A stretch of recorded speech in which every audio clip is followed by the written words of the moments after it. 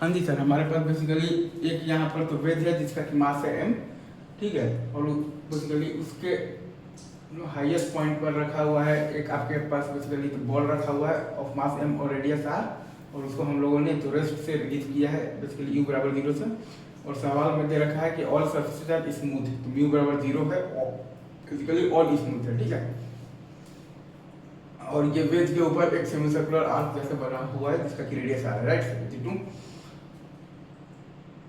और ये दिया हुआ है कि sphere and wedge are free to move. अब हमें ये बताना है कि find the velocity of the sphere and the wedge when the sphere to reaches the lowest part of the track. हमें बताना है कि find the velocity of the sphere and the wedge when the sphere reaches the lowest part of the track. तो जो lowest part of the track पर पहुंचेगा तो veg जिसका कि मास m है उसका स्पीड मान लिए हैं कि v2 है इन दी लेफ्ट डायरेक्शन, और जो स्फीयर है जिसका कि मास m है उसका स्पीड मान लिए हैं v1 इन दी राइट डायरेक्शन। जब स्फीयर अपने लोएस्ट पॉइंट पर पहुंचेगा तो वेज जिसका कि मास m है उसका स्पीड मान लिए हैं v2 in the left direction, और स्फीयर जिसका कि मास m है उसका स्पीड मान लिए हैं v1 in the right direction, सही है।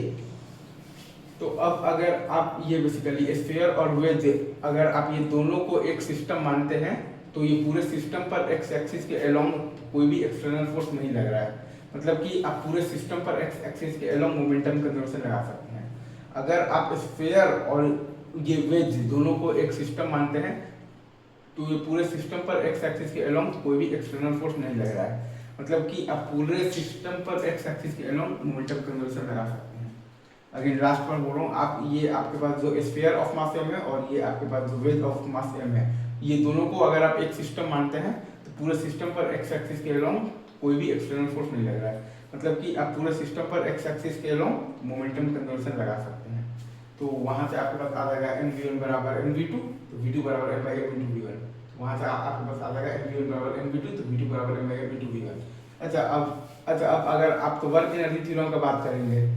तो आपके पास ये बॉल और ये वेज के बीच के नॉर्मल रिएक्शन का वर्क डन ये बॉल और वेज के सिस्टम पर 0 है।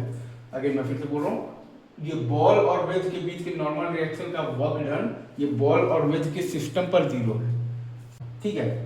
लास्ट पर मैं ये कह रहा हूँ कि ये बॉल और ये आपके पास जो वेज है इनके बीच में जो नॉर्मल रिएक्शन है उसका वर्क डन ये बॉल और वेज के सिस्टम पर 0 आएगा, इंडिविजुअल पर आएगा लेकिन सिस्टम पर 0 आएगा, ठीक है। ये बॉल और ये वेज के बीच के नॉर्मल रिएक्शन का वर्क डन ये पूरे तो बॉल और वेज के सिस्टम पर 0 है, तो आपके पास वर्क डन खाली आ जाएगा तो ग्रेविटेशनल फोर्स का, तो mg × r - r बराबर half mv1 square plus half m × v2 square.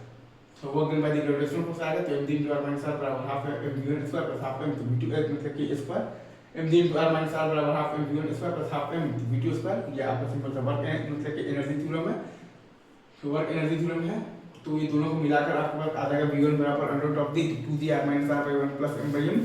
आपके पास बेसिकली तो v1 बराबर आया है basically root under of the 2g r - r by 1 plus m by m, और आपके पास v2 बराबर आया है m by m into under of the 2g r - r by 1 plus m by m। आपके पास v2 बराबर आया है m by m into under of the 2g r - r by 1 plus m by m। Easy रखते हैं अभी यहीं पर, बाकी का डिस्कशन आगे करें, ठीक है।